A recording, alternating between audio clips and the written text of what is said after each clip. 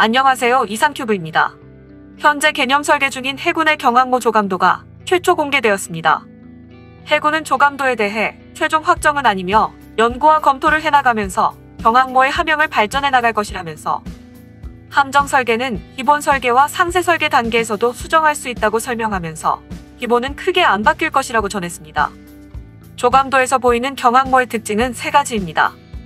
우선 스키점프대가 없는 평갑함과 더블 아일랜드, 그리고 웰독의 제거입니다. 미국 해군의 강습 상륙함인 아메리카함과 영국 해군의 항모인 퀸 엘리자베스함을 섞어놓은 듯합니다.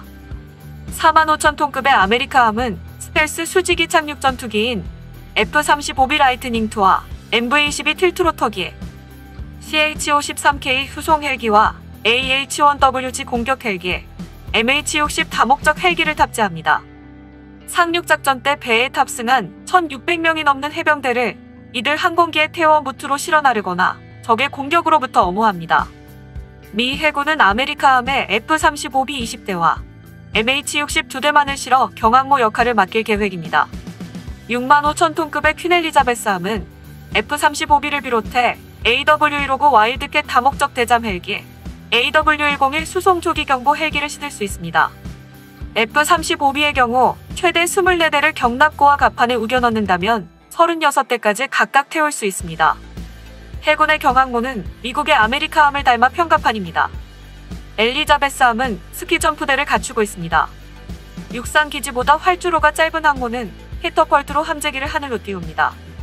그런데 중형 항모 이하의 항모엔 사출기를 설치할 공간이 부족합니다. 그래서 함재기가 전속력으로 갑판을 질주한 뒤 스키점프대에서 도약하는 방식으로 이륙합니다.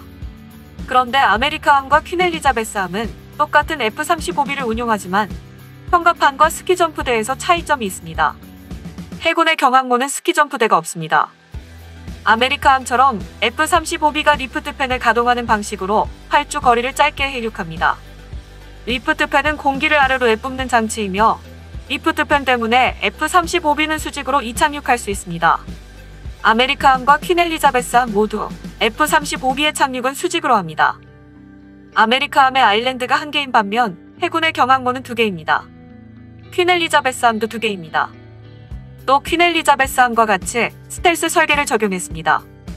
한 개의 함교는 항해를 전담하며 또 다른 한 개는 항공관제를 맡습니다. 그러나 항해 함교에서도 항공관제를 할 수 있고 그 반대도 가능합니다. 해군은 함교가 2개라면 한쪽이 적에게 피격을 받더라도 다른 한쪽으로 작전을 이어갈 수 있다고 설명했습니다. 항공기를 경납고에서 갑판으로 오르내리는 엘리베이터는 2개 모두 우현에 있습니다. 당초 좌우현에 1개씩 두려고 했지만 우현으로 몰아넣었습니다. 이렇게 하면 갑판을 좀 더 넓게 쓸 수 있는 장점이 있지만 우현은 적의 공격에 취약해질 수 있다는 게 단점입니다. 해군의 경항모는 웰독이 없습니다. 아메리카함 역시 웰독이 없습니다. 웰독은 상륙함에서 상륙작전 때 문을 열어 바닷물을 들어오게 해 상륙정이나 수륙량 용장갑차를 띄울 수 있는 공간입니다. 해군 관계자는 대형 상륙함인 독도함이나 마라도함과 달리 경항모엔 웰독을 만들지 않을 계획이라며 이렇게 하면 경납고를 키워 항공기 정비를 제대로 할 수 있고 항공유도 더 많이 실을 수 있다고 말했습니다. 일본도 기존 함정을 개조하면서도 웰독을 추가하지 않았습니다. 더 빠른 속도로 이동할 수 있기 때문입니다.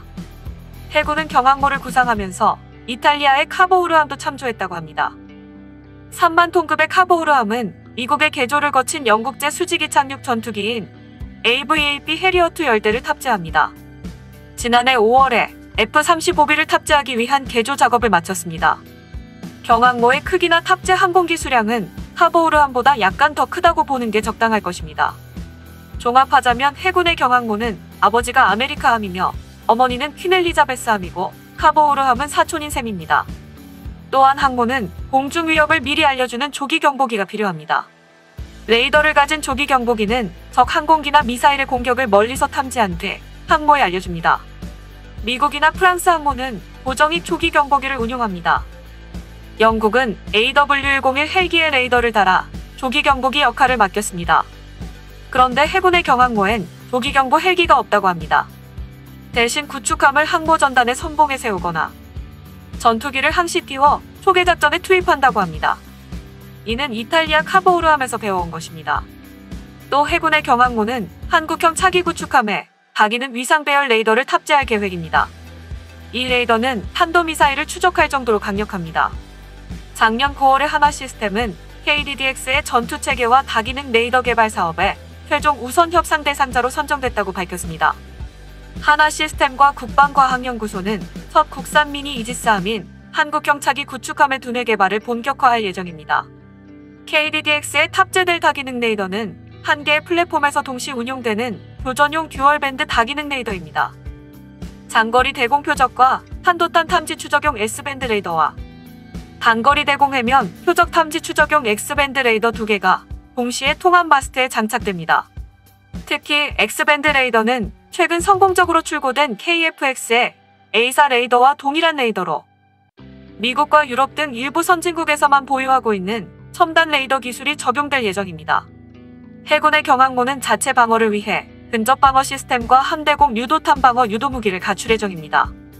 경항모의 방어 무기는 모두 국산으로 장착한다는 것이 해군의 원칙이라고 합니다. 해군은 현재 CIWS로 미국제 펠링스나 네덜란드제 골키퍼를 쓰고 있지만 곧 국산 개발을 착수할 예정입니다. SAAM은 LIG 넥스1이 생산하고 있는 함대공 미사일인 해공입니다. 해공은 한국형 수직 발사체계에서 발사합니다. 수면을 스치듯 낮게 날아오는 시스키밍 미사일을 요격할 수 있는 미사일입니다. 정부는 올해 상반기에 해군의 경항모 사업 추진 기본 전략 수립과 사업 타당성 검토에 들어갑니다. 국내 기술로 충분히 지을 수 있다는 분석에 따라 2022년 기본 설계를 시작하고 2026년부터 함정을 제작하는 수순에 들어갈 예정입니다. 계획이 예정대로 진행되면 이르면 2033년에 해군의 경항모가 영해를 지키는 모습을 볼 수 있게 됩니다. 군 당국은 해군의 경항모의 실을 수직이 착륙형 전투기 도입도 추진하고 있습니다. 기종을 확정하지 않았지만 F-35B를 대체할 수직이 착륙형 전투기 기종은 없습니다. 사실상 F-35B 20대 구입이 결정되었다고 해도 무방합니다. 군 당국은 경항모 진수에 앞서 F-35B를 먼저 도입합니다. 훈련과 운용은 해군이 아닌 공군이 맡습니다. 영국 역시 항모 탑재기를 공군이 전담하고 있습니다. F-35B 도입을 서두른 이유는 경항모 설계를 위해서입니다.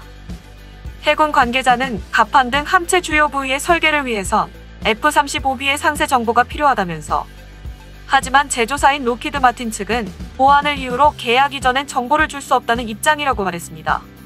해군은 경항모를 중심으로 하는 기동함대의 모습도 공개했습니다. 해군은 제7 기동전단을 2025년 기동함대로 확대하려고 합니다. 제주가 기동함대의 모항이 되어 영해를 벗어나 아멘만과 동중국해 등 원해에서 한국의 국익을 지킨다는 것입니다. 이곳은 원유와 수출 물자가 지나는 해양교통로의 중심이어서 우리나라의 국익을 지킨다고 합니다.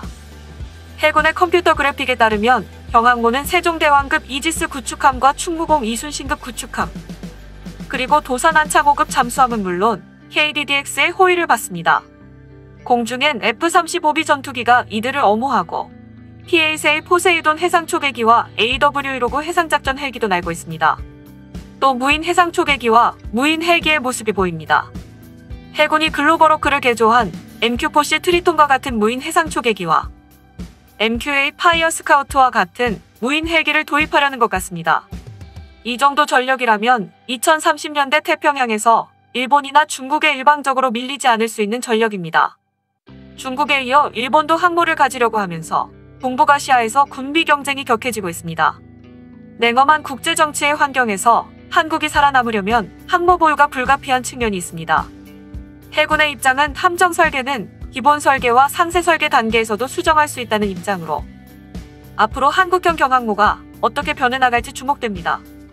이상 마치겠습니다. 시청해주셔서 고맙습니다. 이상튜브였습니다.